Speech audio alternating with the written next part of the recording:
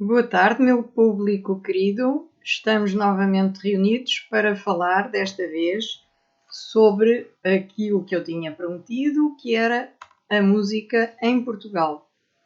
E, portanto, vou iniciar com um texto generalístico e depois passar mesmo a falar de Portugal propriamente dito e dos nossos músicos mais cotados e mais conhecidos. E, portanto, vou começar com o texto.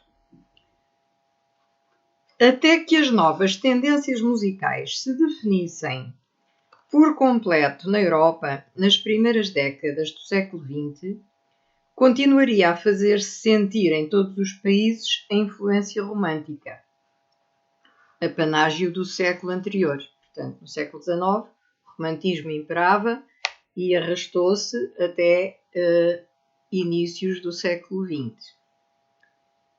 Até que depois começaram a surgir movimentos diferentes e novas tendências, novas vanguardas, e, portanto, os compositores começaram a variar as suas temáticas e a música passou a sofrer com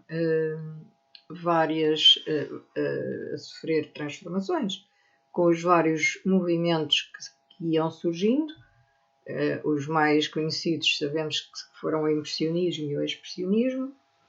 E então vamos continuando. Dos compositores mais admirados encontravam-se à época Busoni, Puccini, Rachmaninov e Sibelius, entre outros. Com os acontecimentos e consequências relacionados com a Primeira Guerra Mundial, iria gerar-se uma revolução quanto à técnica musical europeia, engrandecida com novas regras musicais, introduzidas por alguns conhecidos compositores, possuidores de uma concepção recente da música nacionalista, de que também já falámos na live anterior, que caracterizara o romantismo. Depois da última guerra feudal, surge finalmente uma nova expressão musical que segue a música de Schoenberg. Também já tínhamos feito referência a este grande músico e que revolucionou a música em geral, cujo lema se baseava em recusar o modelo tradicional do belo, do que tinha sido até então o belo, permitindo, a partir desse período, que os compositores transmitissem os seus sentimentos de forma mais enérgica e pessoal. Esses compositores expressionistas iriam reduzir a linguagem musical aos seus elementos básicos e essenciais, numa tentativa de abolir toda e qualquer renovação. Em Portugal, o panorama musical seguiu regras idênticas com maiores ou menores especificidades quanto a determinadas facetas da música criada e cultivada por cada um dos seus maiores expoentes musicais, aos quais se fará seguidamente referência, não sem antes se sublinhar que o Teatro São Carlos, consagrado à ópera, tendo sempre funcionado em Lisboa, apresentava condições que o tornavam inoperante depois de ter sido cortado o subsídio em finais do século XIX, mais propriamente em 1892, ano em que se propagou uma vaga de wagnerofilia, promovida pelo empresário Freitas Brito. Seria então a vez do Coliseu dos Recreios assumir um novo papel quanto à concretização de eventos musicais para grandes massas, devido ao seu projeto de construção ter completado uma sala de espetáculos que comportava 6.000 lugares. Quanto à tradição de um teatro musical em língua portuguesa, não se perdera completamente, praticada, porém, na ausência de uma verdadeira escola vocal por atores-cantores sem preparação musical específica. Isto é citado num livro de Rui Vieira Neri e, portanto, ele sabe do que está a falar. Com maiores ambições, Ciríaco de Cardoso animava, na década de 80, nos teatros Baquet, e Dom Afonso, no Porto, companhias de ópera cômica num repertório que incluía, no segundo desses teatros, Carmen, Fra Diavola e Fray Schutz, em estreia nacional, enquanto, em Lisboa, Luís Filgueiras, associado ao empresário Afonso Taveira, organizava em 1909 no Teatro da Trindade representações das óperas favoritas do público em versões portuguesas. Portanto, está a haver uma evolução da música ligada ao teatro. Na realidade, a tradição da ópera e da opereta cômica portuguesa foi condignamente representada por Ciríaco de Cardoso e mais tarde continuada por Filipe Duarte e Luís Figueiras.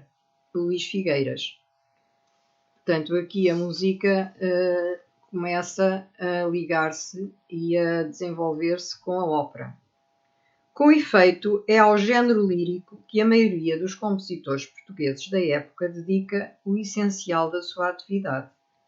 Desses vultos proeminentes na história da música em Portugal, salientaram-se Domingos Ciríaco de Cardoso, de que já falámos, Filipe Duarte, Hermínio do Nascimento. Filipe Duarte nasceu em 1855 e faleceu em 1928. Portanto, isto é mesmo o fim do século XIX e o início do século XX. Para além de Filipe Duarte, como já referimos, Francisco de Freitas Gazul, Frederico Guimarães, João Marcelino Arroio, José Augusto Ferreira, todos eles nasceram no século XIX e faleceram em pleno século XX, não, no início do século XX. José Augusto Ferreira da Veiga, Visconde do Arneiro, que nasceu em 1838 e faleceu em 1903, Luís Filgueiras, Oscar da Silva e Rui Coelho são dos mais conhecidos. Para além dos atrás citados, Alfredo Quille, que nasceu em 1850 e morreu em 1907, foi outro dos mais notáveis compositores da época. Afirmou-se inicialmente no género músico-teatral ligeiro, com Susana, que data de 1883.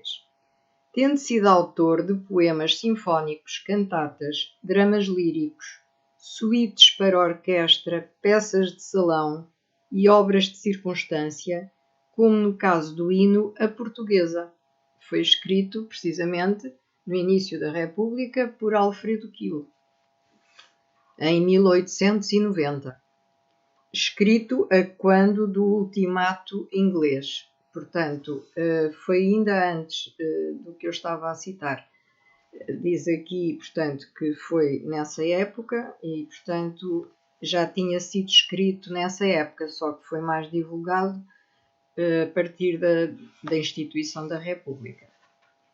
Apresentou, portanto, o Quille, não é? O Alfredo Quille, apresentou no Teatro São Carlos a ópera Dona Bianca, em 1888, baseada no poema de Dona Branca, de Almeida Garrett, e compôs ainda a primeira ópera nacional portuguesa intitulada Serrana, que data de 1899.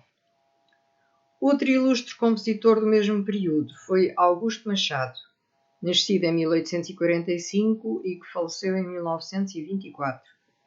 Em Lisboa, foi aluno de João Guilherme Dadi e de Joaquim Casimiro. Prosseguiu os estudos musicais em Paris, onde conviveu com Massenet e Saint-Saëns. Depois de se desligar da carreira de pianista, passou a dedicar-se à composição. Notabilizou-se pela sua intensa atividade como compositor de operetas, que escreveu e apresentou no Teatro da Trindade, como O Sol de Navarra, que data de 1870, A Cruz de Ouro, de 1873, O de Gelo, de 1875, A Guitarra, que data de 1878, e Maria da Fonte, do mesmo ano. Do mesmo modo, escreveu e fez representar óperas no Teatro de São Carlos. Em 1883, obteve um estrondoso êxito em Marselha com Lauriana.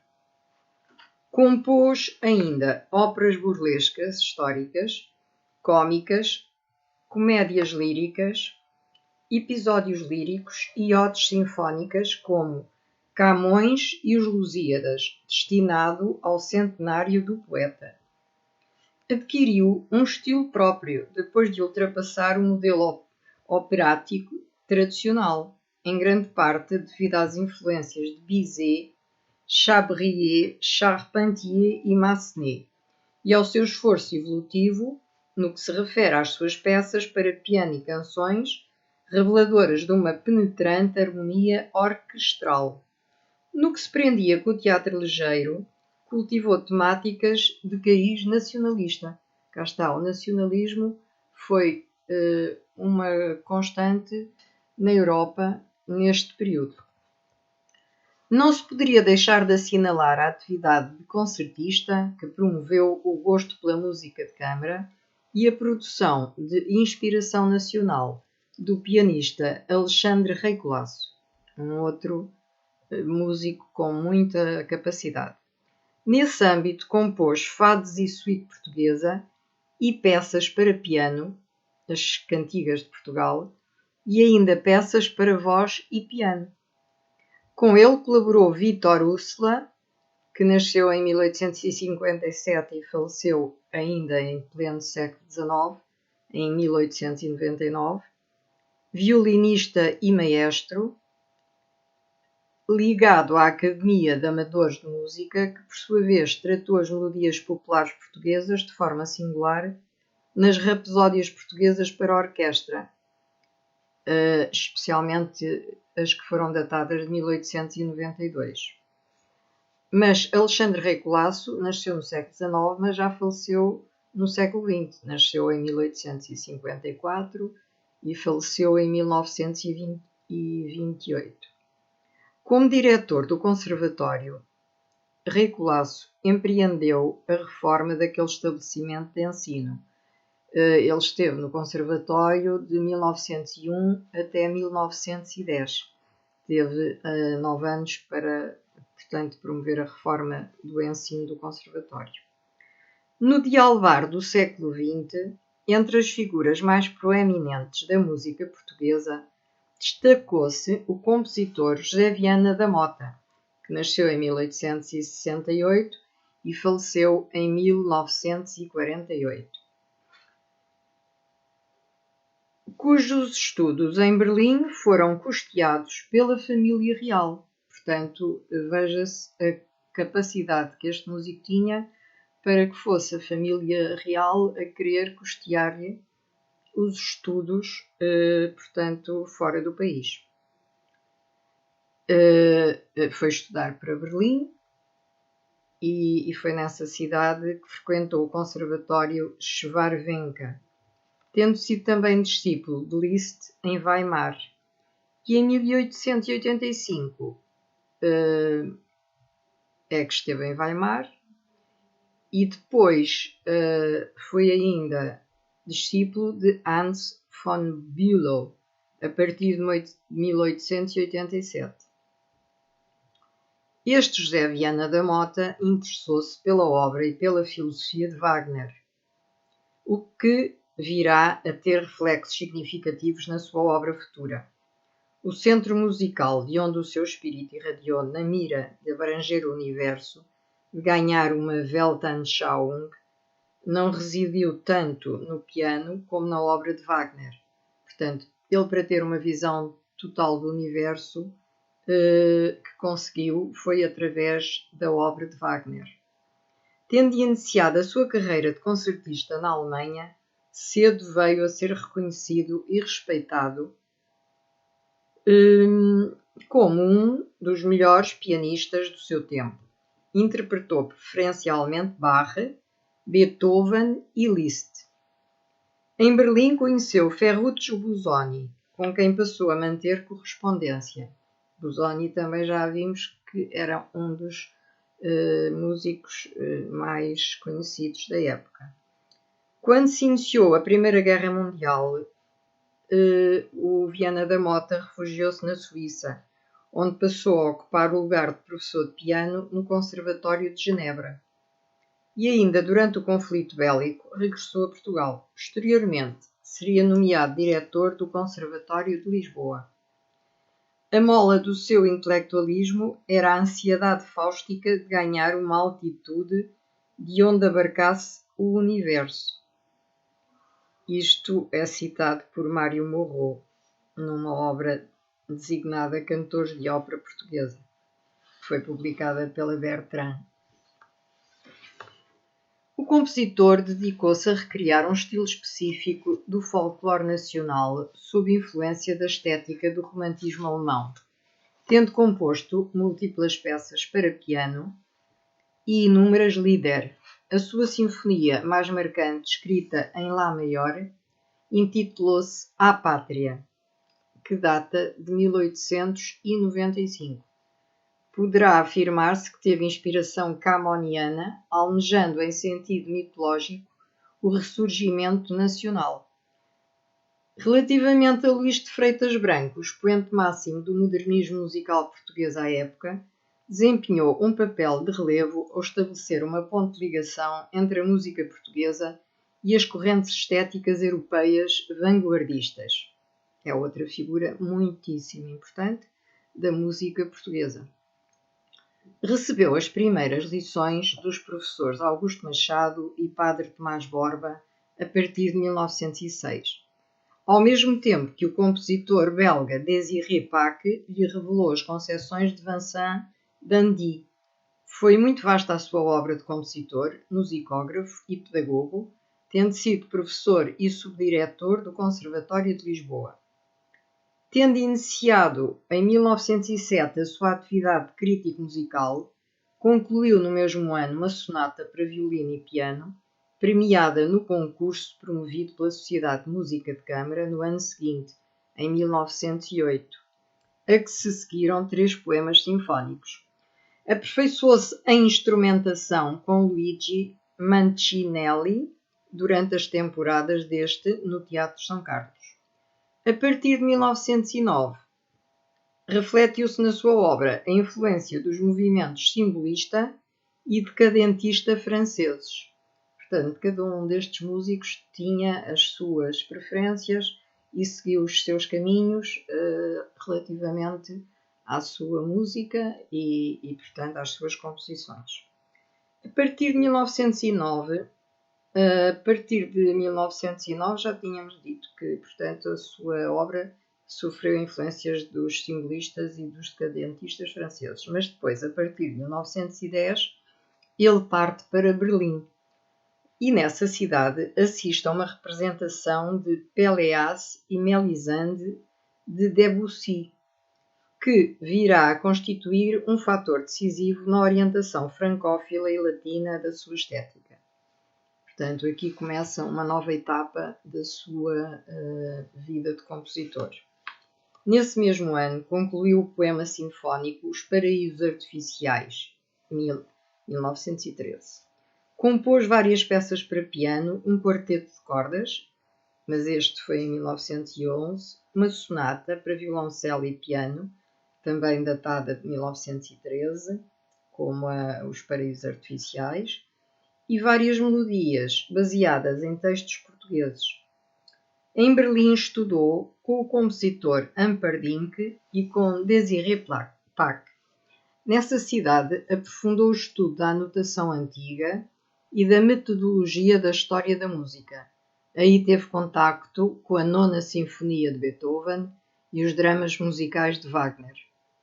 Outras influências muito importantes na obra de Luís de Freitas Branco.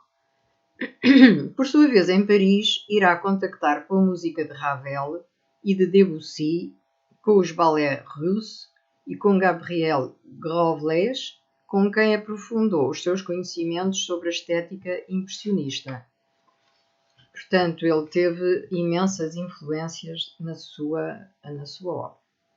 A partir de 1911 tinha começado a predominar uma nova faceta na obra deste magistral compositor, que consistia num nacionalismo assumido, semelhante ao que professavam os intelectuais do integralismo lusitano, de quem depois iremos falar quando tratarmos da literatura. Mas ainda falta um pouquinho, porque a literatura vai ser um pouco mais longa, porque tem imensa coisa interessantíssima, e para dar a literatura da Europa, de Portugal e da Madeira, vamos levar um pouquinho mais de tempo.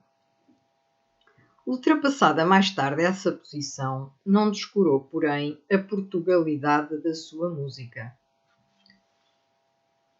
Em 1912, mudou-se para o Funchal, na Madeira, onde residirá temporariamente com seus pais e irmãos, tanto que ele, no livro que eu escrevi sobre a Madeira, também é citado, porque esteve efetivamente também na ilha e lá também compôs. Na ilha irá compor música religiosa e finalizar o poema sinfónico Vatek.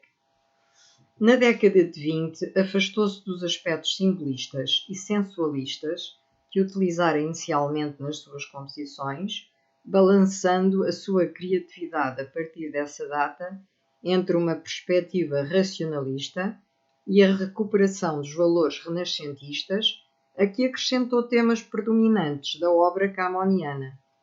Dessa via construtivista e neoclassicizante, destacam-se 4 sinfonias, datadas de 1924, 1926, 1943 e 1952, para além de uma sonata, um hino e um ciclo de canções.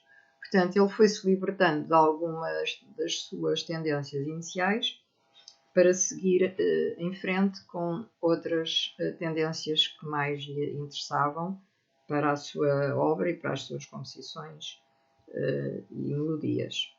Os compositores que mais se destacaram na viragem do século XIX para o século XX foram o maestro Júlio Neupars, o maestro David de Souza, o maestro Francisco de Lacerda, os pianistas Oscar da Silva e Luís Costa, o compositor-pianista portuense Hernani Torres e o compositor-pianista António de Lima Fragoso. Por sua vez, Oscar da Silva foi considerado o último dos músicos românticos portugueses. Nasceu no Porto, tendo dividido a sua atividade produtiva entre esta cidade, Lisboa, e o Brasil. Pianista e compositor, recebeu as influências de Schumann, Chopin e Liszt, a que se aliaram os seus poderes sensitivo, intuitivo e de comunicabilidade e o espírito de opereta nacional, derivado de modelos franceses e vienenses. Neste âmbito, As Dolorosas, que compôs para piano, serão uma das suas obras-primas. Portanto, Oscar da Silva também teve uma importância muito relevante no nosso panorama musical português. Luís Costa, pianista e compositor, teve como mestres Moreira de Sá, Viana da Mota e Ferrucci Busoni, tendo colaborado com consagrados virtuosos como Ecking, Pau Casals e Friedman. Francisco de Lacerda partiu para Paris em 1895, como bolseiro do Estado. Ingressou na Schola Cantorum e prosseguiu os estudos de composição com Vincent d'Indy e de órgão com Guillaumin. Foi membro do júri da Exposição Universal e colaborou com Ressano Garcia, comissário régio, e com António Arroio, delegado do Ministério do Fomento, na organização da representação portuguesa. Fundou a Associação dos Concertos Históricos de Nantes, onde revelou ao público, de 1905 a 1912, obras de Borodin, Mussorgsky e Debussy, entre outros compositores, até então pouco divulgados. Proferiu, conferências sobre música portuguesa em várias cidades estrangeiras, tendo conduzido a sua carreira de chefe de orquestra, especialmente em Paris, Nantes e Toulouse. Portanto, ele era chefe de orquestra e foi notável nestas 3 cidades. Do seu legado fazem parte os quadros sinfónicos Almorol e Alcácer, música de cena para a Intrusa, de Maeterlinck, música de bailado, peças para órgão, piano, guitarra e para trio e quarteto de cordas, além de trovas para piano. No primeiro quartel do século XX, tornaram-se ainda famosos os seguintes compositores: Tomás Vaz Borba, padre católico, compositor e musicólogo, nasceu em Angra do Heroísmo, nos Açores. Foi nomeado em 1901 para professor da classe de harmonia do Conservatório de Música de Lisboa, tendo composto várias obras, quer na música religiosa, quer na música profana, para canto e piano, e para canto e instrumental. Foi ainda coautor do Dicionário de Música, o que é de uma relevância muito grande e de um grande conhecimento para a época. Portanto, era efetivamente um compositor com muitos conhecimentos e a nível cultural com uma desenvoltura muito grande. José Augusto Ferreira da Veiga, Visconde do Arneiro, insigne compositor, produziu música para ópera e peças de música religiosa, entre outras. Também se distinguiu como empresário do teatro de ópera e exerceu a sua profissão de advogado, tendo mais tarde vindo a desempenhar funções diplomáticas.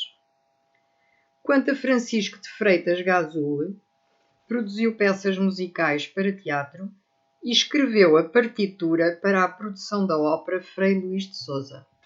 Portanto, estes compositores, a maior parte deles nasceu no século XIX e faleceu no século XX. Portanto, são considerados, pela sua desenvoltura e desenvolvimento e pelas influências que sofreram, compositores do século XX, e, portanto, esta música é considerada do século XX. Uma parte, quando ainda eram mais jovens, terá pertencido ao século XIX, mas depois o caudal mais vasto e mais preciso e precioso das suas obras pertence à música europeia e, neste caso, estes são portugueses na Europa, mas pertencem, com todas as suas influências de compositores europeus, pertencem efetivamente à música portuguesa. O compositor João Marcelino Arroio era filho do eminente músico José Francisco Arroio. Enquanto estudava Direito em Coimbra, decidiu fundar, quando das comemorações do 30º centenário de Camões, uma sociedade coral. Essa associação, fundada em 1880, portanto, este foi mesmo ainda no início da sua vida, talvez de estudante, não sei, mas é em finais do século XIX. É a atual Sociedade Coral do Orfeão Académico, que até hoje perdurou. O catálogo deste artista contém 15 números de peças para piano, 6 números com música vocal, quer com piano, quer com orquestra, 2 óperas, Amor de Perdição e Leonor Teles, e ainda 9 peças para orquestra, um oratório, 5 ciclos de canções para canto e piano, 2 peças corais, uma sonata para violino e piano, uma suíte para violoncelo e piano e 2 fantasias improviso, opus 39 para piano.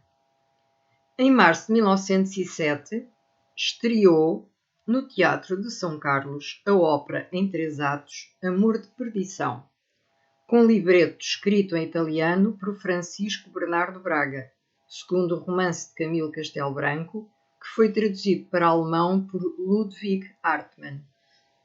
A última ópera de João Arroio seria Paulo e Lena, para a qual foi composto o texto literário e o prelúdio, tendo tido um grande sucesso por parte da crítica. Este exímio compositor demonstrou conhecer e dominar as mais recentes técnicas musicais do seu tempo. As maiores características do seu estilo musical sintetizavam-se nos conhecimentos aprofundados que possuía de harmonia e contraponto, no cuidado com a fixação gráfica da imagem musical, na composição rigorosa das suas peças, na sua consciência tonal e na utilização dos elementos autóctones da música portuguesa. Por último, Pedro de Freitas Branco, maestro, que era irmão do Luís de Freitas Branco, depois de ter iniciado a sua formação musical aos 7 anos de idade, dedicou-se ao estudo do violino. A partir de 1924, dedicou-se à regência, tendo ido estagiar em Londres e fundado uma companhia de ópera. Em 1931, seria convidado por Maurice Ravel para reger em Paris a primeira audição do seu concerto número 1. Portanto, era também um compositor e um pianista, neste caso, de grande capacidade e nível, categoria, para ser convidado por Ravel para, portanto, reger em Paris a primeira audição do seu concerto número 1. Convém seguidamente citar os nomes dos cantores de ópera portugueses que se tornaram mais famosos desde o início do século XX até ao final do primeiro quartel.